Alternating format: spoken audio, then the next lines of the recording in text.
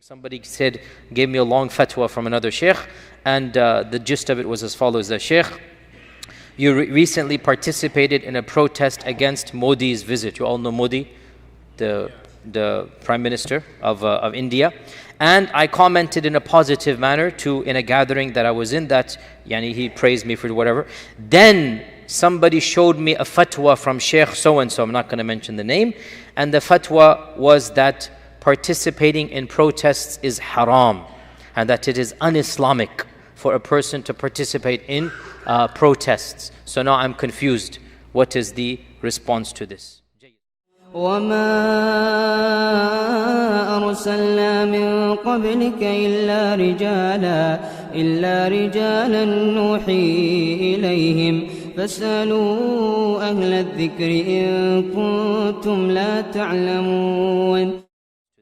So this is the question, that there is a very famous sheikh, one of the grand sheikhs of another country, very well known in that movement, and he basically said that Muslims should not participate in protests. It is haram, and therefore he's saying it is a sin. Now, I took on this question because again, look, I get bombarded with a lot of questions. I have to choose questions that I feel are more beneficial than just the question themselves. So the previous one, I felt it opened up a door of interesting aspects of theology. This one opens up an interesting aspect of methodology.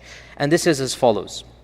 One of the positions that I have been advocating for many, many years is Muslims in any community should always take their fatwa from scholars who live in their own communities.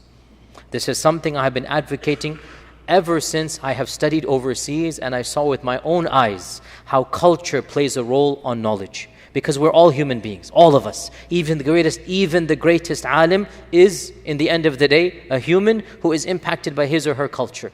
And if you just want to see this, I can give you so many examples from my own life, seeing how various ulama have interpreted various things. This is not disrespectful to those ulama at all. On the contrary, it is humanizing them. And it is respecting our local clergy and ulama. And there are many examples. Perhaps the most cliched one, perhaps the most classic one, is that of Ibn Taymiyyah and the Mongol invaders. So the Mongols, as you know, they had nominally accepted Islam. They claimed to be Muslim. And Ibn Taymiyyah did not view them as being mainstream Muslims because their beliefs were very bizarre. But they said, we are Muslims. And we know the famous story, it's a very famous story, that the Mongols invaded Damascus, and they took over aspects of the city, and they were very far from Islam. And as you know, they were soldiers, so they're going to be looting and plundering and raping, what soldiers do. So Ibn Taymiyyah and his students passed by a group of Mongol soldiers who were lying there drinking alcohol, semi-drunk. They were lying in their couches and whatnot on the street, and they were just drinking khamr in public, in a Muslim land. I mean, this is munkar. Of course, people drank alcohol back then, but there's some haya. Go do it quietly. Don't get drunk in the streets. Here, these soldiers were publicly with bottles and liquor and whatnot, and they're drinking in the streets. What if Ibn Taymiyyah's students said, A'udhu Billah, let's go and advise them to fear Allah and give up alcohol? Ibn Taymiyyah said, no, let them drink. Let them drink. Let them go get more drunk. The student said, Astaghfirullah, these are Muslim. They claim to be Muslim. How can you allow this munkar to be public? Now, let me pause here. Imagine if anybody had said, Shaykh, so-and-so in a faraway land, we have an alim who publicly allows other Muslims to drink alcohol. What is the verdict on that alim? You see, it's so easy to take a scenario, cut and paste, and go feed it to a mufti 5,000 miles away. The same mufti who claims to be Ibn Taymiyyah's followers would have said Ibn Taymiyyah is a mubtadi', dal, mudil, kafir, whatever he would have said. This is common. That's the way. When you feed the sheikh half an image, what do you think is going to happen? Ibn Taymiyyah said, let these people drink and get drunk. And the famous response, the student said, why? Ibn Taymiyyah said, these people, if they are sober, they plunder, steal, rape, kill other people. Whereas when they're drunk, they're just lying on the streets, harming nobody but themselves. Between the two, it is better that they stay drunk and only harm themselves. See, this is what you call contextual fiqh. This is what you call taking into account the circumstance. And by the way, I'm not teaching anything new. This is standard fiqh. Every faqih that is worth his knowledge of fiqh knows this. That you need to understand. Ibn al-Qayyim mentions giving a fatwa. Half of giving a fatwa is to know the context of the fatwa. Half of giving the fatwa is to know the context of the people you're giving the fatwa amongst, right? And it is a huge problem that I have seen firsthand, and any person who studies fiqh sees this. It is a problem when you outsource your knowledge to a mufti on another continent. It is a huge problem because the circumstances are different, and so you will import something that is not applicable in the environment you are in. It is a problem for us to ask, and frankly, it is a problem for the mufti to even respond. That's why if anybody comes to me and asks a question about another land, I say, go to the sheikhs of your own land. Don't come to me. I'm not a person who knows your situation that well. So this great alim of this great land gave a fatwa that is very famous, that he said it is haram. By the way, subhanallah, haram is such a big word. You know what haram means? Haram means you're going to be punished potentially. That Allah will punish you. And I have to say as well, sometimes it's so common for people to use this word as if it means nothing. Haram itself should come with a warning label, only used in extreme cases. Haram means you are saying that Allah will potentially throw somebody in Jahannam and punish somebody. By what evidence do you say that protests are haram? You read his fatwa and he gives very generic evidences. Of them is that the ruler should not be khuruj, should not be opposed, and this and that. Very generic fatwa. And here, subhanAllah, again, you just wonder. Of the things he says, by the way, and I'm not inventing this is in his fatwa. He says that protests are a form of chaos, and protests are unbecoming the dignity of a Muslim. This is what he says. Protests, you are shouting in the streets, it is unbecoming the dignity of a Muslim to go and participate in a protest. So he brings forth a lot of various things, comes together with the fatwa, and he says it is haram in any part of the globe to do any protest. And again, with respect to the personality of this sheikh, I say that I'm not speaking about his culture, even though, by the way, we get to the deeper issue of a fatwa that is very politically convenient for the kingdoms and the kings and the rulers of those lands. And that's a whole different topic that we're not going to get into. But see, human beings are human beings. And a'udhu billah, but never, be careful when a fatwa is given by an authority. And anyway, you get the point here. There's a self-serving issue. One needs to be careful. Look at the spectrum of positions, even from that society. Generally speaking, the establishment gives one fatwa, and those outside the establishment give another fatwa. You got to scratch your head and wonder what's going on here. So be a little bit more critical. And this is why, subhanAllah, it is sad the reality we live in, but that's one of the reasons why our ulama of the past, they were very careful where their income came from, is because they didn't want anybody to doubt their fatwa and their knowledge. And unfortunately, things have changed, and it's a very sad reality. But our classical ulama, our early ulama, generally speaking, they did not want to work for a government that would impede their fatwa. And that's why the greatest ulama, Imam al-Nawawi, Abu Hanifa, was offered the position by the Khalifa. Abu Hanifa refused, I'm not going to be the Qadhi under you. I don't want to be that. He didn't want his knowledge to be impugned. Imam al-Bukhari was offered a government, a salary. None of them wanted. They did not like this because they were worried. And it's not just a matter of maybe your own nafs gets involved. Maybe you don't even know and it's subconscious. So my point is, just take this with a grain of salt and say that, look, let's just be fair and say, okay, this is one opinion with one sheikh, but that doesn't necessarily apply in any other context. In this culture that we live in American culture, protests mean something very different than this sheikh's culture. In fact, what a protest does, it draws public attention. People who were unaware of a problem, they become aware of a problem. People who are unaware of how severe an issue is, that is brought to their attention. And all you need to do is look at some of the effects that protests have had in recent history. Of the most important cataclysmic changes that have taken place is the civil rights movement. The entire country and the laws of the country changed. The whole country changed. And the laws changed based on what?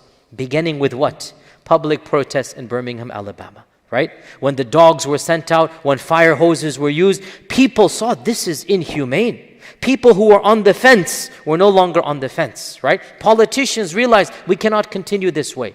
So protests played a primary role in changing the psyche of a culture. If they had sat home and said, oh, whatever, protests are haram, you think anything would have happened? I mean, wallahi, sometimes you just wonder. Not just this, so many things, even not necessarily movements we necessarily agree with. Feminism and the feminist movement. All of these changes began with the protests and the right to whatever they wanted to do. It was protests. Other things, other movements and strands which we don't necessarily agree with. Again, it was protests that caused that change to happen. Even political changes, India and the British, occupation of India. As we all know, peaceful protests led by Gandhi and also by Jinnah, because at that time, remember, Jinnah and Gandhi they did cooperate and collaborate to some level in these protests. And as you know, the whole notion of a free India or free throwing the yoke of colonialism off, right? The non-violent protests of Gandhi, beginning with the Salt March, back in 1928, whatever it was. So my point is that it literally changed the course of history. If somebody had told, the Muslims of India and the Hindus of India, it was haram to sit and let the British do whatever they're doing. SubhanAllah, you just wonder. That's a cultural fatwa. It's not a fatwa from Allah and His Messenger. It's a fatwa that, okay, in best case scenario, we say it's culture relevant. In worst case scenario, we say there might be other. Anyway, so let's not be too explicit about that. My point being, there is nothing explicit in the Quran and Sunnah that Allah says, do not engage in protests. Come on, there's nothing like this. On the contrary, if you look at Islamic history and you read Islamic history, you actually find protests even did occur many times in Islamic history, especially when things became too difficult for people to bear. A number of times in Islamic history when the price of basic food and drink became too much, there were protests on the street. Another famous example, when Jerusalem was captured by the Crusaders and the Khalifa did nothing in Baghdad, the Muslims went to the streets and the Muslims protested. Unfortunately, it became violent because they destroyed some of the property of the Khalifa. But attention was drawn, like, how can you sit in your palace? How can you do this? And the Crusaders have taken over Jerusalem. So the point is that even in classical history, in fact, some ulama have even said, and I don't disagree with this, by the way, even though I don't necessarily agree, but I don't disagree. Some ulama have even said that Aisha radiallahu anha and Talha and Zubayr radiallahu anhum, what did they do when they gathered people and they exited from Medina to draw attention to the killers of Uthman and the fact that they're still roaming the streets? Because again, the whole issue of the battle of the camel. Remember, the battle of the camel was not intended to be a battle. Aisha radiallahu anha did not leave with a sword. She left with a crowd. And the point was to protest that how can you not capture the qatala or the murders of Ali radiallahu anhu and of Uthman. And Ali had his own radiallahu anhu, had his own views on it. What was the point of tens of thousands of people coming and gathering more and more momentum and crowd? In the beginning, it was not intended to be a war. It was intended as what? It was a type of protest. And I see this to be something that is very much an acceptable interpretation. So the bottom line is that, my dear brothers and sisters, contextualize your ulama. Don't raise me or any alim above, I'm not calling myself an alim, I'm a student of knowledge, but don't raise any of us above our level. We're all human beings, all of us. And if a shaykh that you respect immensely gives a fatwa, Jazakallah khair, that's a shaykh. Look at other scholars as well. Don't become one, don't do it yourself. But look at the community of ulama. And especially look at ulama who are living in your lands, understanding your pros and cons. And honestly, I don't know of any alim who is effective in this land who is saying that protests are haram. I mean, honestly, it's nonsensical to say this. And the protest that we covered and we did in Houston, it was covered by international media. A lot of Americans are clueless that people are angry at Modi. People are angry at Kashmir. You know this, a lot of people are clueless. We participated, the Houston Chronicle, CNN, many mainstream media, they said, 10,000 people are protesting Modi. And look at them, they're Muslim, they're Hindu, they're Sikh, they're all coming together. Why? Interviewing people, Kashmir, Kashmir, Kashmir. What has happened? Non-Muslims who have no clue, They're now being made aware. And this is the beginning of change. Now, to be brutally honest, I'm not saying protests are the end all and be all. On the contrary, protests are one small thing that we should do. I am not a big fan of making this the main part of Islam. And that's why that's not my forte. That's not what I really want to do. It's not something I'm so eager about. But at the same time, it is one thing that we can do. And I did not have any problem going. And if need be, I will go again. Now, so the bottom line, protests are not intrinsically haram. Are they necessarily permissible or mustahab? It's a case-by-case scenario. And in all likelihood, even in these case-by-case scenarios, you're going to find a spectrum. You're going to find some ulama who say, in this case is positive. Some ulama that say, oh, in this case is negative. Listen to the ulama of a local region and see what they say. In North America, generally speaking, we have the law on our side. I'm not speaking about Egypt or Syria. In hindsight, it's 2020. I'm talking in North America. When the founding fathers of this country kicked the British out, they bitterly resented the fact that the British prohibited them from complaining against the king. Okay? They bitterly protested that how come we cannot even petition our grievances? Because the king had said you can't even protest on the street. That is why in the constitution they enshrined the right of the people to protest against the government. Context, the founding fathers had a context. Everybody has a context, right? The founding fathers felt of this country. They felt, this isn't fair. We can't even petition the government for change. So when they founded the constitution of this country, in the articles of the constitution, as all of us in this audience should know, they have that the government can never ban the protests in totality. The max the government can do is to regulate where and what not, but the peaceful protest, it is enshrined in our constitution. So for any sheikh of another land or country where the king's royal decree says you should not protest and he gives a fatwa, protests are haram, please spare me. That's one land. In this country, no such fatwa should ever exist. Now, whether a particular protest is better or not, case by case. But the default, protests are mubah. Neither are they wajib, nor are they haram, and Allah knows best. لا يزال الخير حيا لا يزال إن في الدنيا سلاما وظلال أخبر الأيام أنها في وصال قم بنا وانظر لآيات الجمال قم بنا وانظر لآيات الجمال